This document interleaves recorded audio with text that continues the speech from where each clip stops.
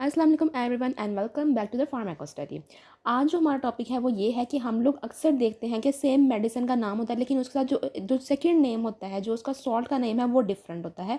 जैसे हम यहाँ देख सकते हैं कि जो सिवेलामीर HCl एक पे लिखा हुआ है और एक पे लिखा हुआ है सिवेलामीर कार्बोनेट, लेकिन पोटेंसी अगर हम इनकी ताकत देखें तो दोनों ही 800 मिलीग्राम की है।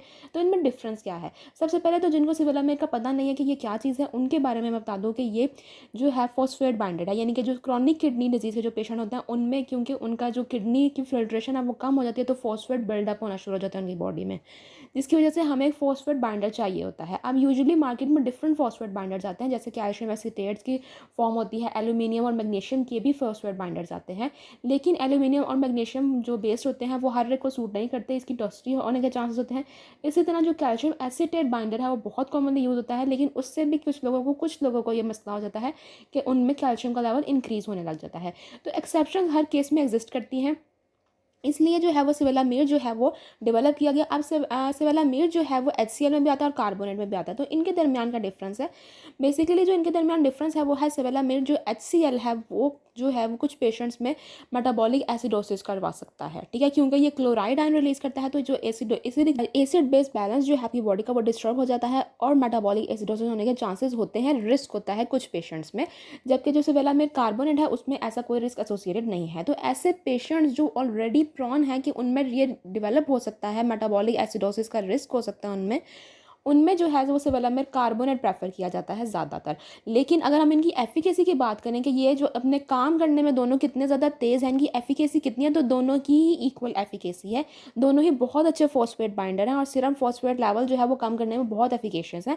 और बहुत ज़्यादा जो अच्छा बेसिकली जो है वो सिवेलामीर HCl पहले डेवलप किया गया था और बाद में सिवेलामीर कार्बोनेट डेवलप किया गया था। तो सिवेलामीर HCl भी बहुत ज़्यादा जो डॉक्टर्स हैं वो रिकमेंड करते हैं और ये उन लोगों के लिए बिल्कुल सेफ़ है कि जिनमें जो है मेटाबॉलिक एसिडोसिस के चांसेस नहीं है या जो रिस्क पे नहीं होते वो। लेकिन जिनमें ये डेवलप हो रहा है या फिर जो प्रोन हो रहे हैं मेटाबॉलिक एसिडोसिस से, उनमें सिवेलामीर कार्बोनेट रिकमेंड किया जाता है। दूसरा जो इनके दरमियान डिफरेंस है वो ये है कि जो सिवेलामीर HCl है वो सिर्फ उन पेशेंट्स को, उन CKD के पेशेंट्स को दिया जा सकता है जो डायलिसिस करवा रहे हैं। अच्छा, हर CKD का पेशेंट भी जो है वो क्रॉनिक किडनी डिजीज़ का जो पेशेंट है उसको डायलिसिस की जरूरत नहीं पड़ती। तो जो डायलिसिस करवा रहे हैं सिवेलामीर सिर्फ उनको एज अ फॉस्फेट बाइंडर दिया जा सकता है, लेकिन सिवेलामीर HCl सिर्फ उनको एज अ फॉस्फेट बाइंडर दिया जा सकता है। लेकिन जो डायलिसिस के पेशेंट है या फिर जो डायलिसिस नहीं करवा रहे, यानी दोनों पेशेंट्स जो हैं, जो CKD के पेशेंट हैं और वो डायलिसिस करवा रहे हैं या नहीं करवा रहे, अगर उनमें फॉस्फेट बाइंडर की ज़रूरत पड़ती है तो सिवेलामीर कार्बोनेट आप रिकमेंड किया जा सकता है पेशेंट को। फिजिशियन या फार्मासिस्ट जो है वो रिकमेंड कर सकते हैं, ठीक है। इनमें प्राइजेस का जो है वो हर जगह वो वेरी करता है, ब्रांड वाइज डिफरेंस होते हैं। इनकी सिमिलैरिटी को भी थोड़ा सा डिस्कस कर लेते हैं। दोनों ही जो है वो खाने के साथ लिए जाते हैं, दोनों ही की मैंने बताया एफिकेसी बहुत अच्छी है और दोनों ही एब्जॉर्ब नहीं होते आपकी बॉडी के अंदर और ये एलिमिनेट होते हैं वाया फीसिस के जरिए, ठीक है, इंटेस्टाइनल पाथवे के जरिए जो है ये रिमूव हो जाते हैं आपकी बॉडी से। अगर हम लोग देखें कि इसका मैकेनिज्म और क्या है कि सिवेलामीर जो है वो मजीद क्या काम करता है, तो ये बाइल एसिड को भी बाइंड करता है। अब बाइल एसिड की जो बाइंडिंग की वजह से जो है ना, इसके दो चीज़ें होते हैं, एक हमें फ़ायदा होता है और एक नुकसान होता है। फ़ायदा क्या होता है सिवेलामीर, ये मैं ओवरऑल बता रही हूँ, ये दोनों की मैं एक एक को मतलब पहले डिफरेंसेस मैंने बता दिए ना मैंने आपको, अब मैं बता रही हूँ सिवेलामीर ये बेसिकली जो बॉडी में जाते हैं, बेशक HCl हो या फिर कार्बोनेट हो, तो सिवेलामीर जो है वो बाइंड करता है बाइल एसिड के साथ। जब बाइल एसिड के साथ भी बाइंड करता है और ऑलिक एसिड के साथ भी बाइंड करता है। जो बाइल एसिड के साथ बाइंडिंग होती है तो वो आपका जो LDL यानी बैड कोलेस्ट्रॉल है वो कम करता है, लेगा, ठीक है ना। अच्छा, दूसरी तरफ इसका नुकसान क्या होता है कि जो एब्जॉर्प्शन होती है ना फैट सॉल्युबल विटामिन्स की, विटामिन A, D और विटामिन K जो है, ठीक है, इन चारों विटामिन्स की जो है वो डेफिशिएंसी होने के चांसेस होते हैं। तो सप्लीमेंटेशन या डाइटरी मॉडिफिकेशन की ज़रूरत पड़ती है अगर कोई भी सिवेलामीर जो है वो पेशेंट को यूज़ करवा रहा है, बेशक वो फॉस्फेट बाइंडिंग के लिए या फिर बाइल एसिड बाइंडिंग के लिए, क्योंकि बाइल एसिड के साथ जब ये बाइंड करता है तो आपका LDL जो है वो कम होना शुरू हो जाता है आपकी बॉडी से, ठीक है। कोलेस्ट्रॉल जो लो डेंसिटी जो कोलेस्ट्रॉल है वो कम होना शुरू हो जाता है, ठीक हो गया। और दूसरा जो इसका इंटरेक्शन है, एक और इंटरेक्शन जो है वो सिवेलामीर का जो दूसरा ड्रग्स के साथ होता है वो है, तीन इसमें मेन ड्रग्स आ जाते हैं। एक आ जाता है साइक्लोस्पोरिन, दूसरा आ जाता है टैक्रोलिमस और तीसरा आ जाता है लेवोथायरॉक्सिन।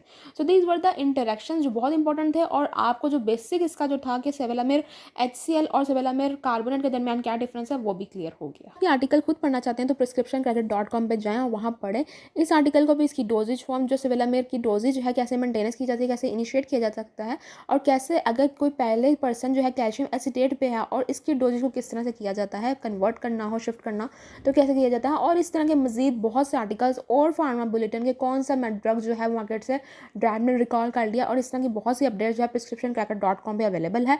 वहाँ जाएँ, विजिट करें। Study notes, free study notes जो है वो आपको फार्माको स्टडी के वहाँ पर मिल जाएंगे, जिनसे भी लेक्चर बनते हैं वहाँ पर सारे नोट्स जो है तकरीबन अवेलेबल हैं, वो भी हैं। और साथ में प्रिस्क्रिप्शन क्रैकर में और भी बहुत ज़्यादा चीज़ें हैं, तो जाएँ और जाके विजिट करें। और इस चैनल को भी ज़रूर सब्सक्राइब कीजिएगा, फार्माको स्टडी को ज़रूर सब्सक्राइब कीजिएगा। अंटिल नेक्स्ट वीडियो, अल्लाह हाफिज़।